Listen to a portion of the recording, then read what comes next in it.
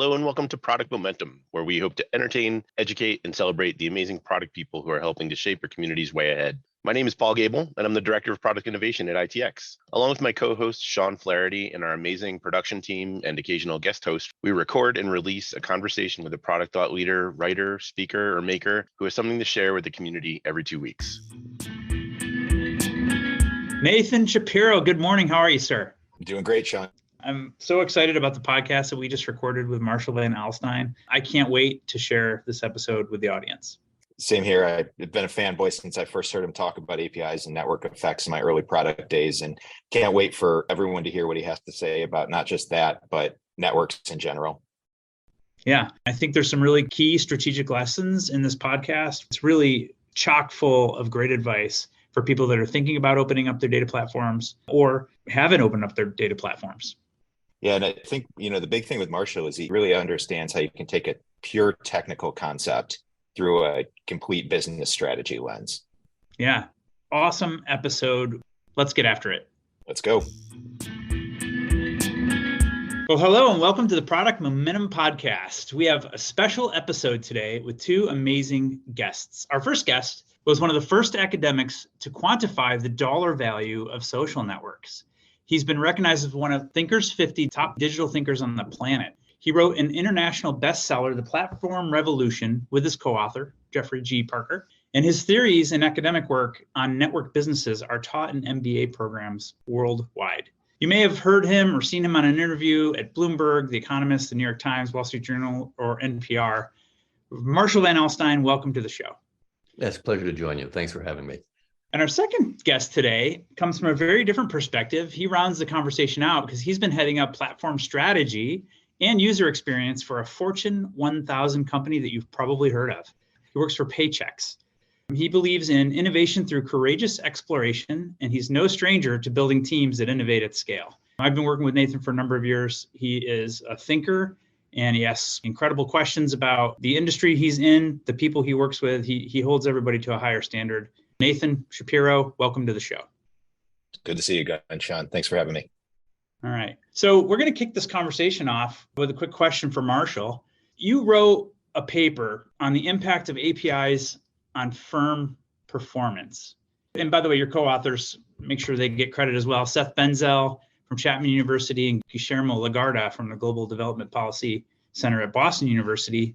It's been 5 years since you put that paper out. Have you seen any significant changes in the correlation between APIs and the financial performance of firms? Well, the beauty is, in fact, that since we did the original analysis, we were able to extend it by a couple of years, and it seems as though the results even get stronger over time. One of the interesting points is that sometimes you'd think that a technology intervention would kind of change your productivity as a step function. This is really cool because the use of the APIs doesn't do it just as a step function, but as a progressive function. It changes over time. So we found the companies that opened APIs experienced a 12% boost in productivity on average. There were changes up and down over 2 years. But as we extended the data set, it grows to 38% gain in market cap over 16 years. It's really quite remarkable that the gains continued to accrue over time. So it was continuous, not just a specific bump in time. Well, that's an unbelievable statistic. 38% growth in market cap in the firms that you studied that implemented sort of an open architecture for their data. So I'm going to flip to Nathan. Like, you guys have experimented with this as well. I mean, what's been your experience for Paychex with APIs? Yeah, it's been an interesting journey from us. We're kind of in a conservative market, but also a broad human capital management company. So you naturally run into co-opetition and competitors. And so, we've definitely seen value, but there's that conservatism in the market that we see. So I guess, Marshall, my question to you, I first heard you speak back in 2014 when I was stepping into product management at an I Love APIs conference. And you were talking about network effects, and it really inspired me transitioning out of an engineering role into product. So I'm curious on how you envision firms leveraging APIs for those network effects and doing so in a somewhat cooperative environment. So it's a great question. I like to kind of paraphrase it using a term that my co-author comes with. He suggests what you try to do is to command the center. There's something really interesting that happens with APIs. So our subsequent analysis kind of looked at how many other firms are connecting to a particular firm and what your position is within the network. In social networks, people tend to gain influence or power in proportion to their degree of centrality. That is how focal they are within the network. What's fascinating is we found exactly the same thing for firms. The more focal you are, the more central you are, the greater your increase in market capitalization, the greater your increase in product variety on that. So, we like to summarize it as seeing if you can command the center. Another component of this, I'm sure, is something that you yourself would recognize. In some ways, you have to treat your developers like your best customers. You want to enable them to help you by giving them the tools and support and the rewards for doing the right thing. You want to make it easy for them to do that. So if there's too much friction for their participation, they won't be able to add value. What we did is we actually tracked the number of followers on programmable web, and we found that if there weren't any followers, there wasn't any gains. So opening without getting developer participation didn't get you any value. So you do have to take extraordinarily good care of your developers if you're going to get that value. So I really like that. When we started our journey, we focused less on breadth of API and more on developer experience. And we kind of saw that same synergy, not necessarily if you build it, they will come, but if you build it well, they will use it. And so I know in your paper, you did talk about also the correlation, not just of APIs, but also developer portals and developer centers. Could you talk a little bit more about that correlation and what that additive effect is with a strong developer portal? So we looked at the availability and the contact. We didn't look at the portals specifically as to how much it happened. What we really looked at is the levels of engagement. So a couple of other points on that, just in terms of the data we did look at. So we tracked the numbers of followers, we tracked the numbers of folks that participated, the mashups, if you will. We also, in a limited set, we couldn't do it for all the firms, but in a limited set, we got private cloud data on the amount of data passing through the API membrane. And we did find correlations there as well. So the volume of participation mattered. So it was the numbers of developers, the volume of data, those kinds of things all did make a difference in terms of the market capitalization gains. And also in the R&D and the productivity gains. There's really quite some interesting changes in terms of the R&D gains of the firms itself, even though they're able to cut some of their own spending. Interesting. You found a negative correlation with R&D spending inside firms that publish APIs too as part of this. So there's this cost saving effect as well. My assumption after reading it, and I think this is in your summary in the article as well, is that the R&D is still being done. It's just being done by outside developers who are substituting it. Did you actually see an increase in the total R&D spend in a given industry? That's a great question. So here's what we actually found in there. So again, the market cap continued to rise. Then as the number of developers participating in the ecosystem rose, the internal R&D spend fell, but it didn't seem to hurt their market cap in any way. Again, the market cap was rising throughout this time. So in some ways, the external expenditures were substituting for the internal expenditures or complementing the internal expenditures. This is a case where I do have to be honest, we didn't have data on what the developers are spending, so we can only speculate. We do have their numbers of participation, but don't know how much they're actually spending. So my suspicion is that the aggregate R&D spend increased dramatically. The other thing that's happening here that's quite interesting is kind of the experimentation that's happening. So you're getting decentralized parallel experimentation with lots of different people trying different things on top of your APIs, as opposed to just the firm itself. Not all those experiments are going to succeed. You can think of those as extremely low-cost experiments that someone else is doing. You just want to make sure that you really help the ones that succeed when they pan out. So my suspicion is that the total R&D spend went up. We don't have the exact data on it. The internal R&D spend went down, and yet the market cap went up as their product variety and their other participation is rising over time. Well, that seems like it'd be good for customers because it should reduce cost and provide more options, which helps the whole industry, raises the C level for everyone. Yeah, I like what you say about the experimentation. We've always kind of carried a mentality of our API is a way to encourage and enable crowdsourcing innovation outside the company's walls, which very much aligns with what you're saying there. Are there any great, case studies that you've seen that really show how that can work through APIs and a business growing with really innovative ideas by being at the center of that ecosystem? There are a couple of simple examples that we came across in a few cases. So, one that was kind of fun was that Walgreens opened up API access to its high gloss printers, so you could do that from any of your photo apps or your social networks. And of course, folks go then to print, and while they're there, they buy a candy bar or a soda or something else. So it drove traffic and consumption at the stores, which is really nice. Another one that I like is out of Brazil, where some customer loyalty programs actually connected small mom and pop shops together to give them the power of the larger stores. So they were able to actually create customer loyalty programs that spanned small stores. I thought that was a really interesting application of it. So those are a couple of the examples. And then, of course, you're probably familiar just with the wonderful story of the rise of Google Maps, which was accidental, but a hell of a success story. I love this particular story. I didn't even know Paul Rademacher is an engineer looking for an apartment on Craigslist, and this was pre-APIs for Google Maps. So he hacked into the system to put push pins where the Craigslist listings were for his favorite restaurants, for nearness to transportation, for high crime versus low crime areas. And it's kind of funny because the lawyers thought this was digital trespass and wanted to sue him, when the engineers said, that's brilliant, we got to hire this guy, which they did. And of course, we now then got the APIs for Google Maps, and it's the single most successful API system out there. So that's probably my favorite story of an API success, because everyone's now attaching to the Google API. So that's 3 that are fun. I think there's something to that in that sort of accidental or wisdom of the crowd piece with opening up data access, right? You don't always know exactly what you're going to get. And, the real goal here is to tap into the creativity of the ecosystem. More minds are always better than one, right? Oh, absolutely. You get lots more variety. Was it Bill Joy that said, the smartest people always work for someone else? So how are you going to get their help? Yeah. I wonder if, though, there's a bell curve. A lot of how companies compete today is on the proprietary nature of their data and how much data they have. And, this is a challenge. This is why I think a lot of conservative companies stay conservative, because there's a fear aspect of how much should we or can we give away? And there's got to be some kind of law of diminishing return. How do you determine what that looks like for your given ecosystem? Is that something you thought about? So that's a great question. And you've actually highlighted what might be one of the CIO, CTO great challenges here, because, when it's a success, it kind of accrues to the entire firm. But when there is a problem, it's their neck on the line. So it happens a lot.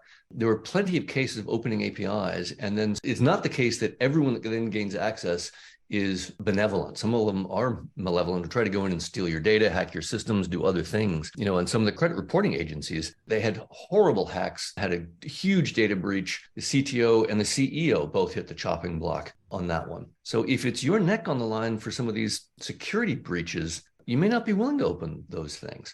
We did find, on average, we matched it against the security breach data set, that there is about a 1.2% increased risk of data breach when you open APIs. We also found, however, that firms were really different in their response capacity. So this is, again, it's from the minimal subset within the data. We had the data for the amount of information passing through the APIs. And we find that some companies weren't paying attention. And when there was a data breach, they just got robbed of tons of data. Others were paying attention and immediately clamped down. And we could see it in the data for the smart firms. We even call it the cliff of cluelessness in some ways, because there's some firms that when they got a data breach, clamped everything down and made sure the data didn't move out, where others weren't paying attention. They just lost all kinds of data. So you have to really pay attention. Something else that was quite interesting. We found that the breaches were more common among non-standard APIs. And we think that what had happened was that the more standardized APIs had better security and had been better testing, whereas the more kind of esoteric ones, they'd been hand-coded, had maybe not been thought through, and they had more problems there. So we did find a correlation between lower data breach and more standardized APIs and higher data breach and less standardized APIs as ways of handling that. So that's one set of thoughts. You've highlighted a really interesting challenge. Interesting. You found that 1% to 2% of firms that expose their data get, there's bad actors out there. Yeah. We can't ignore that fact. And you think about companies like Paychex and Nathan here, he wants to open up to the world to grow, but he can't risk being on the front page of the New York Times, I love the advice in the statistical correlation that you made between using standardized API platforms as opposed to just trying to write your own and ad hocking it. That's good advice. Nathan, what are your thoughts on that? Yeah, I think, there tends to be a mindset in some of the most conservative channels that opening APIs is you've just opened up to the world, right? And Marshall, you said command the center. And I think it's more than just security. you can still maintain control while enabling that, integration, that co-opetition and otherwise. And that's something that was always important to us, was how do we make sure we have control over what data is moving in and out of our application, our data centers? But it doesn't mean we have to control the entire ecosystem. And I think that's a big part when you talk about, networks and social networks and everything, is you can still be the hub and maintain control, but not have to have ultimate control over the ecosystem. And that's where I really see the value and the growth coming from, is understanding that and executing very intentionally towards it. I think that's very good advice. You really don't want that system of just, build it and they will come and just throw it open and hope that folks will be there. You open for a reason. Are there particular areas of growth that you want? You want the particular areas of experimentation. Another way to think about this, I think, is helpful. I often talk to my students.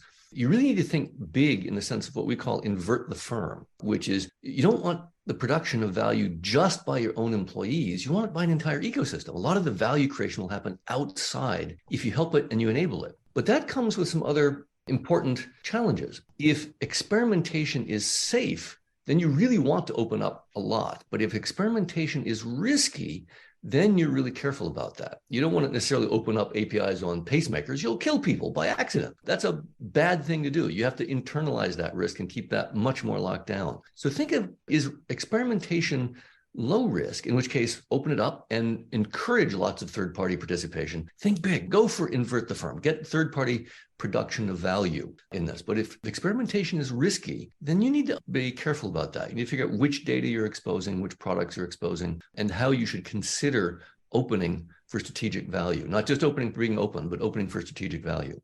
So as a follow-up to that, one of the things, obviously, I have a UX organization that reports to me too. And, one of my beliefs is that the technology landscape's evolved enough that a traditional mindset of APIs and data integration is just enough. You really have to go beyond and envision this integrated experience across that ecosystem. Have you thought about or really looked into some of the correlations of additional things like single sign-on capabilities or otherwise, and how that might impact a firm's performance beyond just APIs in the modern day?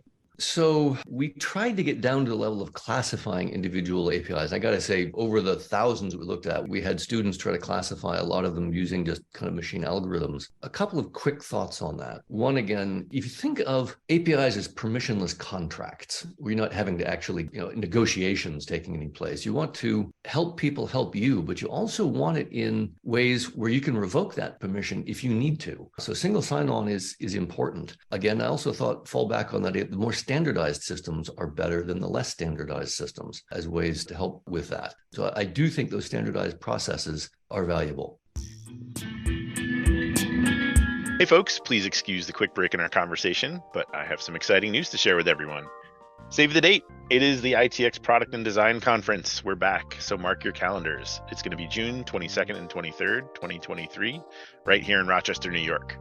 Also back for this year's conference to MC is the one and only Mike Belcito of Product Collective. We're going to have workshops, keynotes with industry thought leaders, opportunities to network with fellow product and design professionals. It's just going to be a great environment, and we'll be right in the heart of all the action during the opening weekend of the Rochester International Jazz Fest. We're still working to finalize the speakers for this year's lineup, but to give you a taste, last year we had Adam Lawrence and Mark Stickdorn, who are also guests on episode 87 here of the pod. They talked to us about service design. We had Cindy Alvarez, the director of UX at PowerPoint and the author of Lean Customer Development, and she gave a workshop on conducting better customer interviews. And Holly Hester Riley was also there, who joined us on episode 33 of the pod. She shared a day 2 keynote on ways to leverage continuous discovery to become a high-growth product leader. So whether you choose the product track or the design track, there's something for everyone. If you want to learn more, head over to itx.com, and there's a link right at the top of the page. You can register to stay in touch and also check out the archives from 2022. All right, back to the conversation. One last question for you, Marshall. You found parallels between a firm's API networks and actual human social networks in the paper. What do you mean by that? Well, this is the one where I think you really want to command the center. There's some wonderful research in terms of people's ability to find jobs, people's ability to generate income, to have power and influence among others. It's based in some sense on their index of centrality. How focal are you in a particular network? And we're seeing exactly that same thing among firms. To the extent that you are in the center, that others build on yours, that others connect on you. We even had statistical instruments where if there was API deprecation and your centrality changed, your market cap changed and it fell. So we see statistically that it's quite interesting that the degree of your centrality is absolutely a predictor of your market cap and in some sense your market power in the system. So the idea that your social network at the individual level ports up to the institutional level is probably what you should build on. So again, do try to command the center and think of your position within the network and use the tools to become more central, to get folks to build on you and to offer value that will pull transactions through your systems. That will help you gain that influence. Outstanding. All right, well, I've captured a couple of key insights for our audience. I'm going to go through them real quick and collect your feedback and reflection, right? So the first one is opening up your data. There's no doubt about it. It improves your ability to grow. And you should be looking for what can be opened up, you should be opening up. That's lesson number one. Number two, I love this statement that you threw out at the very beginning of the conversation about treating your developer ecosystem like your best customers. That's a mindset shift for a lot of organizational leaders. Your developers are your customers and you need to think about them as advocates as well. Number three, remove the friction from your developer ecosystem wherever possible. Because we don't treat them like our customers, I think we tend to ignore them a lot, which leads to number four, which is the wisdom of crowds, right? Which we know more minds are better than one. It should be common sense. It's not always common sense. Those are the first four. Any reflections on those? That's a very good list. Let me just supplement with a couple of different thoughts. On that wisdom of crowds, one of the things you want is you want people you don't know to bring you ideas you don't have. Ooh. And again, you need to open in order that's possible, and you need to reward them to make them want to bring you those ideas. So I think that's a good piece of it. And again, I do think it helps to think broadly, to think of this concept of inverting the firm, of where is it you can benefit by having third parties produce value and not have to do it all yourself. If you can have a better business model, you can be more successful. You don't have to do everything yourself. You need the better business model. And if you can modularize your systems where others can repackage, remake, and reinvent, you will help that happen. APIs are one of the critical enabling technologies that make that possible. They are, but I think they represent a philosophy that's really well stated in your book, The Platform Revolution, about openness in general and all of the things that you just said. That's the theme of the podcast for sure. No, I was just going to say, if anyone's interested, the paper is freely available. It's on Social Science Research Network. It has been peer reviewed and is forthcoming in the journals, and it's on how APIs invert the firm. So you can find that on SSRN and you can get the details of what's actually been proven. Fantastic. We'll put a link to it in the podcast notes for sure. All right, the fifth thing I captured was to avoid the cliff of cluelessness. And there's two kind of ways that I captured for doing that. One is use standards. Don't try to invent the wheel here. And you found a statistical correlation between using standards and being hacked. And the second part of that is there's bad actors. Can't ignore them. They'll bite you in the butt. Absolutely correct. The last one is, well, the last two. One is to think of APIs as permissionless contracts. I thought that was pretty profound. That's what it is. It's the ability to actually go do the thing with our information, but you can always revoke it.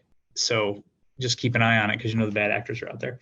And then I think the key to the whole talk is about this index of centrality. If you're playing a big enough game, you recognize the network effects in your industry. You want to be the center of that ecosystem. And the way to do that is to be the source of the sharing, to be the place people go when they're looking for information or things to plug into. That's a really nice recapitulation. I'll even strengthen that last point. The vice president of strategy at Alibaba, obviously, one of the biggest platform companies, likes to define platform as the nexus of lowest transactions costs. That is, it's the easiest place to get things done. And APIs can help you do that. So you can think of this as taking the friction out of getting really useful things done.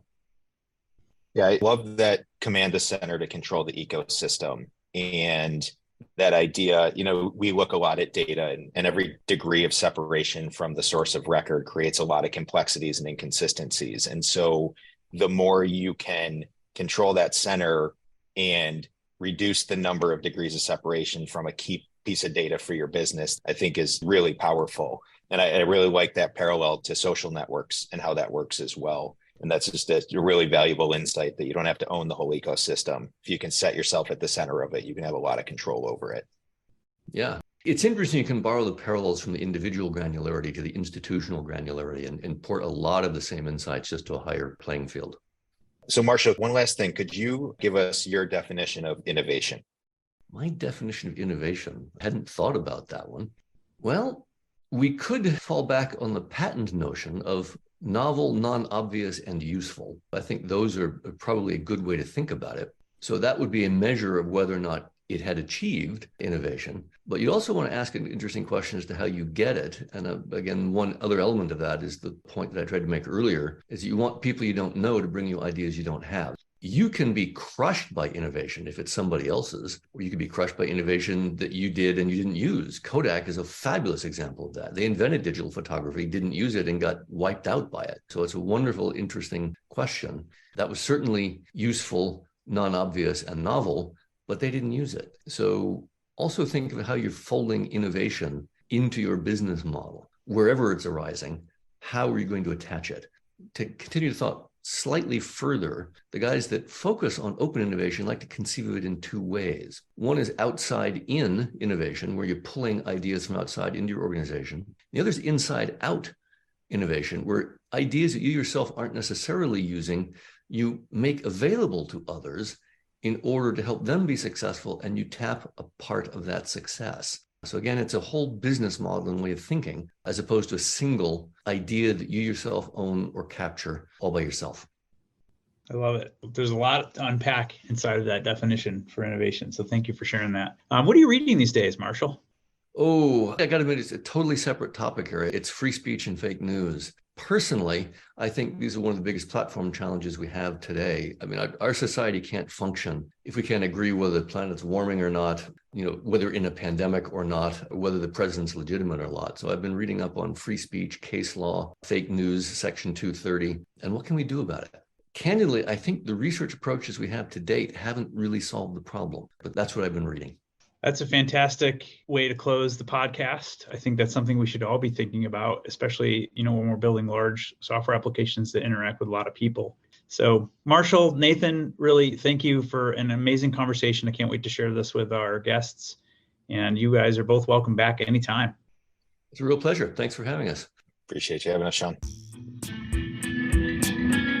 Well, that's it for today.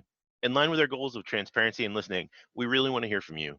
Sean and I are committed to reading every piece of feedback that we get, so please leave a comment or a rating wherever you're listening to this podcast. Not only does it help us continue to improve, but it also helps the show climb up the rankings so that we can help other listeners move, touch, and inspire the world just like you're doing. Thanks, everyone. We'll see you next episode.